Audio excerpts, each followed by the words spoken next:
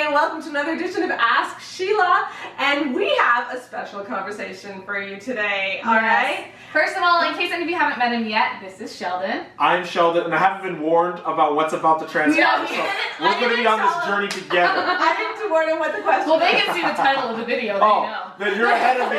Then just pray for me that I can. So we are here doing launch week for The Whole Story, which is our new puberty course where parents can talk to their kids about sex, puberty, and growing up. We have the girls version and our new boys version that was just released. Exactly. And during this lunch week, we're giving you a challenge every day. And today's challenge is just don't be biased when you approach your child. When your child is doing something that seems just a little bit off kilter, don't automatically assume from your own bias that it is something to do with sex, okay? Or wrong or sinful. Or wrong or sinful. Like, don't oversexualize your kid, because I think that we have a tendency to do that. And here's what I'm going to talk about first. Okay. All right. I probably get at least one email a week. At least. Asking this question.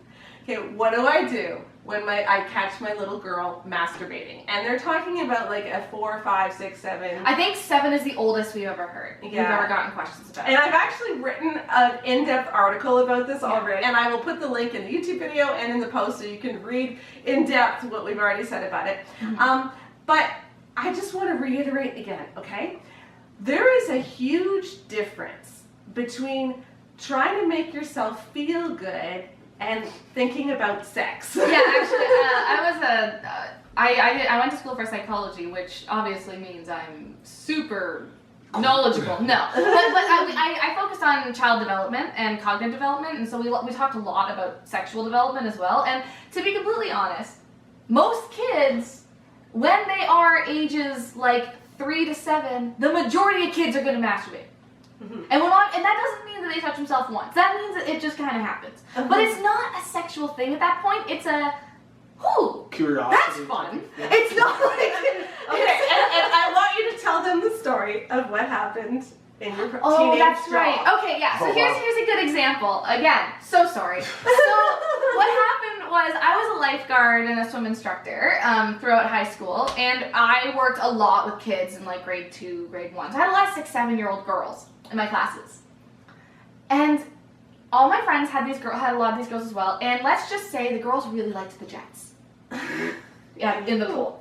And I had so many of my lifeguard friends, they were so uncomfortable talking about this. Coming to me being like, especially the males, like, we'll call it like, Jennifer's on the jets again.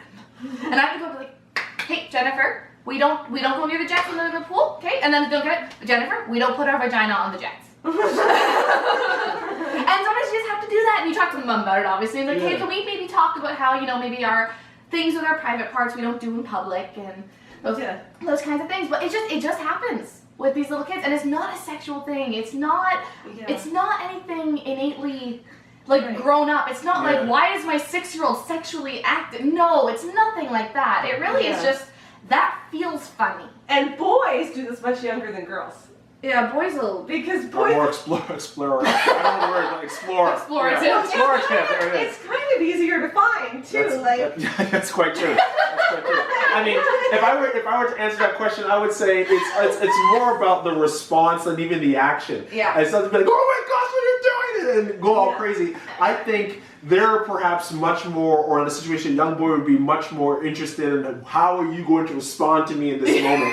And I think that response is going to dictate so much more than that parent thinks. So I think it's really about, I think you said it best, explaining, talking about it, and immediately promoting safety. But even just making it not a big deal. I found a lot of the kids that I had not that I had in swimming lessons, but some of the other people I worked with, they'd freak out about this. And then of course the kid has no idea they've done anything wrong. Because then they're not doing anything wrong. It's like, well, they wouldn't get in trouble for scratching their head, and they wouldn't get in trouble for picking their nose. I mean, we say don't pick your nose, but they don't care. They get in trouble for this, and they don't understand that this is different. That's right. Yes. And you gotta explain that to them. And the problem is, and that's what we're trying to talk about here, where it's like we get all these terrified emails of, my kid is 6 and I catch her maybe twice a week doing this, and I'm worried she's gonna become a chronic masturbator when she's older.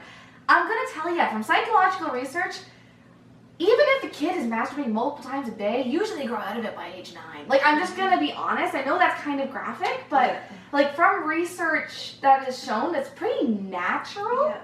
The problem is that often we see it in these sexual terms because if you're doing it as an adult, it is sexual. Right. But when you're a 5-year-old who doesn't even understand the concept of sex, Yeah. it really doesn't feel any Yeah. differently than just getting tickled or something. That wouldn't be wrong. But And that's really what I wanted to get at today, because here's just another example of a different situation. I had someone write to me saying, how do I teach my 3-year-old to be modest? Because she refuses to keep her. Yeah, I put that in my book. Yeah, we were talking about that.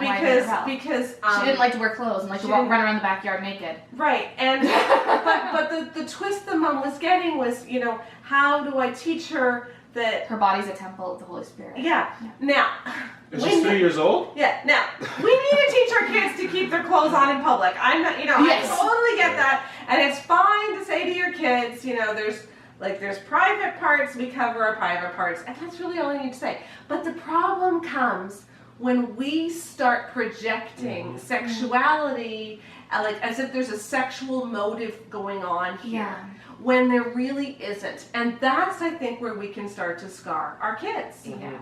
Like, I think that when parents immediately over-sexualize what kids are doing, what it does is it creates shame where there shouldn't be any. Yeah. And then because of that, it becomes a little bit more difficult to talk about those things, right? Because all you learn is, so you're a 5-year-old girl who is caught touching herself, who, again, maybe doesn't even know the word vagina yet. Like you don't even understand what's going on.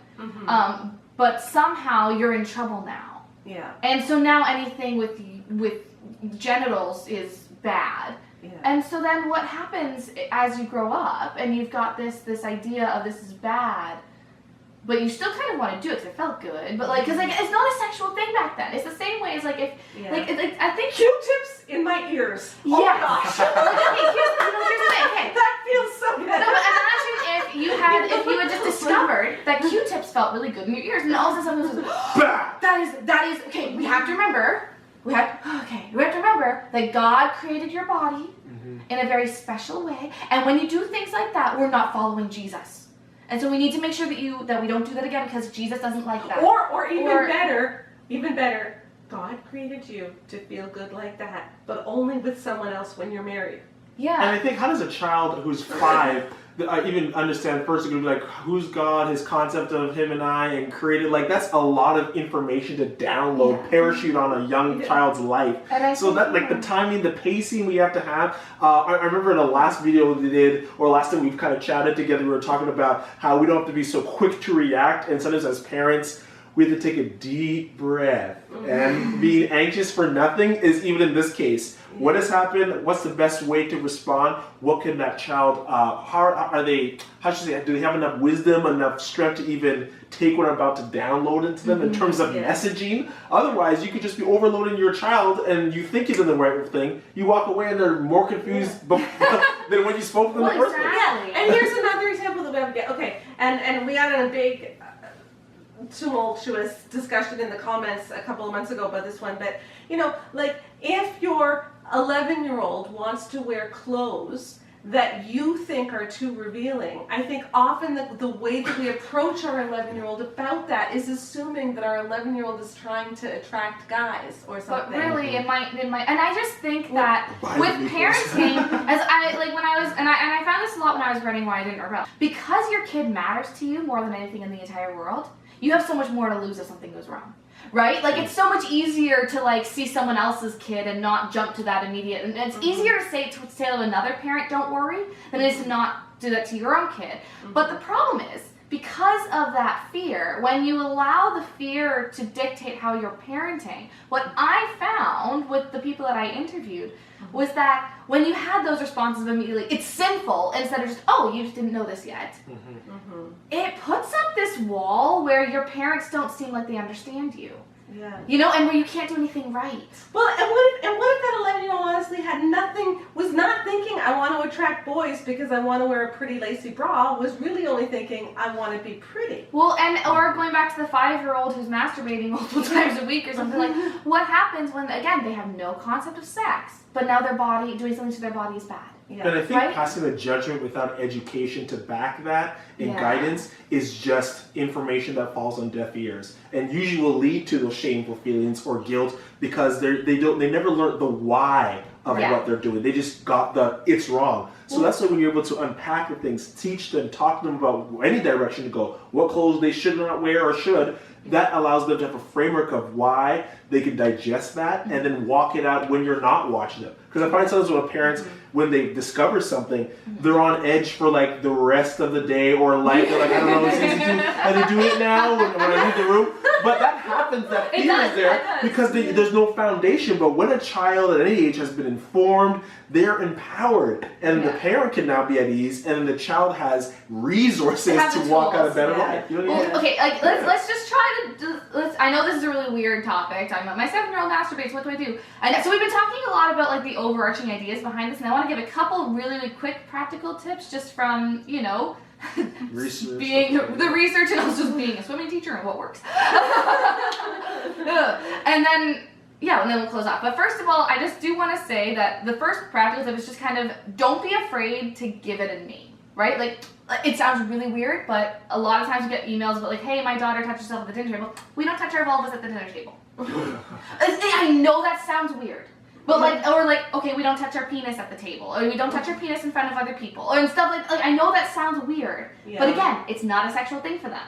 Oh, and here's the thing that you always say to me too. Remember this: if your children have names for it, they'll be able to tell you if they're ever assaulted or abused. Exactly. Yeah. Okay, so you want So your there's kids, another bonus. that's a side note, but you do want your kids to have Exactly. So the Okay. words are good. Second, really quick thing is a lot of times if kids are consistently masturbating on a very regular basis, like we get emails people multiple times a day kind of thing, a lot of kids do masturbate as a self-soothing technique. So it might be an issue with some sort of like anxiety or something where, maybe they just need more structure, they need to have more things to do, or they're just bored. They're inside all day, they're in front of the TV, they have nothing to do, send them outside to play with friends. Like, I know that sounds really weird. But like a lot of times, these kinds of habits that we don't want kids to do. I mean, if your kid's biting their nails, you don't just sit there and wait until they stop biting their nails. You tell them to do, like, they go color instead, right? Like you give them something else to do. You need to see it the same way. Mm-hmm. It feels different, but the reality is it's a very natural thing that a lot of kids do as they're developing and figuring out their bodies. Mm-hmm. And so treating it the same way as you would, like, picking your nose or nail biting can kind of take away some of the pressure and make you see it more clearer, because we're not seeing, oh my gosh, my 6-year-old's gonna be a serial masturbator. We say, oh my gosh, my 6-year-old's got this really embarrassing habit. Yeah. Right? It's a bit different. So that's just a little bit, there's more practical tips in the article that my mom wrote a while ago, and we'll link that. And so if you do want to learn more about how you can help your kid not do this, or just make sure it doesn't happen in front of grandma, that kind of thing, or in Sunday school or something like that, you can go there. And then for the actual issue of like teenagers masturbating, we actually did deal with that in the That's first right. one. That's in the course. In the girls That's and in the boys course. version. In Girls both. and the boys But it version. is a sexual thing. Yeah. We didn't talk about that. That's right. But That's right. Until it is. let's just remember, in that article, I had a lot of people commenting that masturbating is a sin, and they were meaning even 5-6-year-olds, and it's just not. And please, let's not shame our kids like that, because that is not setting them off well. So I just encourage you today. Your challenge is just to check your own biases. Mm-hmm. Like when you see your child doing something that makes you uncomfortable because it feels sexual to you, just ask yourself, but is this sexual to my child? Because we gotta ask, development. Have they developed this to the point that it could be sexual? And also cultural, when I talk about like the clothing choices or something like that. Is this sexual, or is this actually pretty tame in their culture? Yeah, and so just check your biases first before you react, and that's actually a good and it's really advice freeing. for everything. It's freeing. I think so. So thank you guys for being here on another Ask Sheila. Always more fun to do this with other people. And check out the whole story. During this launch week, there's a special price on it, and we just pray that it'll really help you in your conversations with your kids. Bye-bye.